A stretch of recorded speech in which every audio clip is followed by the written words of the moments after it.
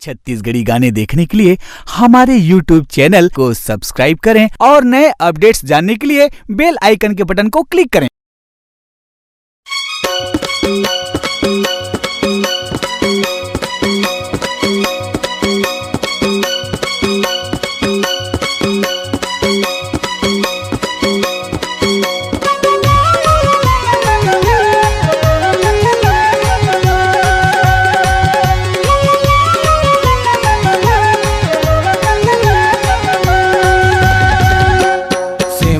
लाल फूल फूलगी मावो कबे आही माया वाली मोर जिंदगी मायार। मैं हाँ कैसे भूला हूँ मायारू जोड़ीदार।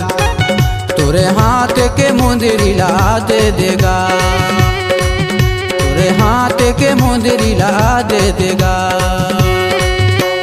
सेमहर के लाल फूल फूलगी मावो कबे आही माया वाली मोर जिंदगी मायार।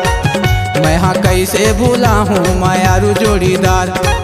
तोरे हाथ के मुंदरी ला दे देगा, तोरे हाथ के मुंदरी ला दे देगा।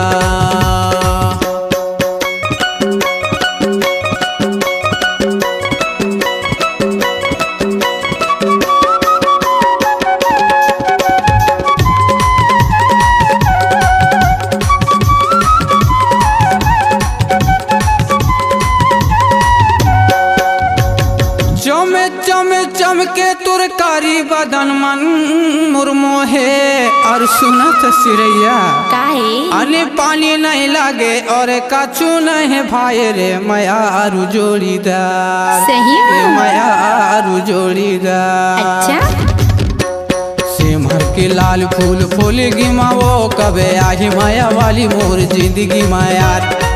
मैं हाँ कैसे भूला हूँ मायारू जोड़ीदार। तोरे हाथ के मुंदरी ला दे देगा, तोरे हाथ के मुंदरी ला दे देगा।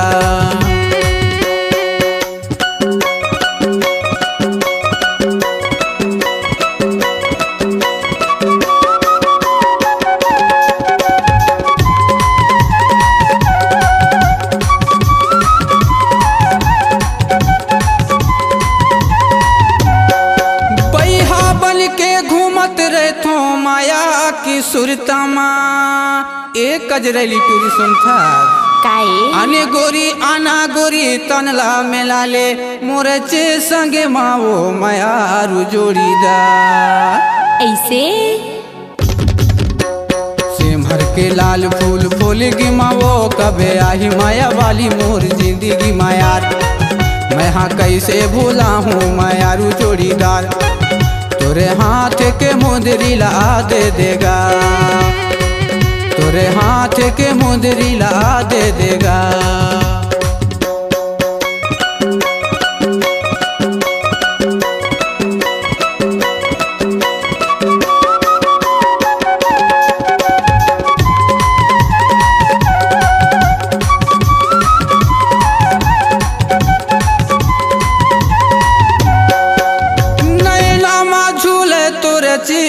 चिहिरा वो कजरैली सही नैना माँ झूले तोरे चिहिरा। मैं हाँ कैसे भूला हूँ तोरे सपना वो मायारू जोड़ीदार। हाय मायारू जोड़ीदार। चल झूठा। सेमहर के लाल फूल फूलगी मावो कबे आही माया वाली मोर जिंदगी मायार। मैं हाँ कैसे भूला हूँ मायारू जोड़ीदार। तोरे हाथ के मुंदरी ला दे देगा, तोरे हाथ के मुंदरी ला दे देगा।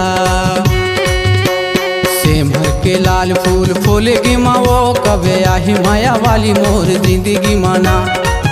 मैं हाँ कैसे भूला हूँ मायारू जोड़ीदार। तोरे हाथ के मुंदरी ला दे देगा, तोरे हाथ के मुंदरी ला दे देना, तोरे हाथ के मुंदरी ला दे देना, तोरे हाथ के मुंदरी ला दे देना, तोरे हाथ के मुंदरी ला दे देना।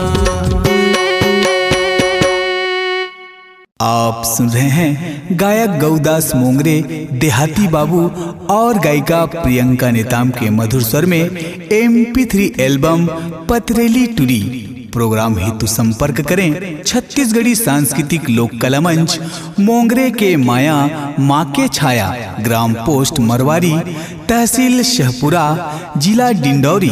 फोन नंबर है गौदास मोंगरे 8463818689।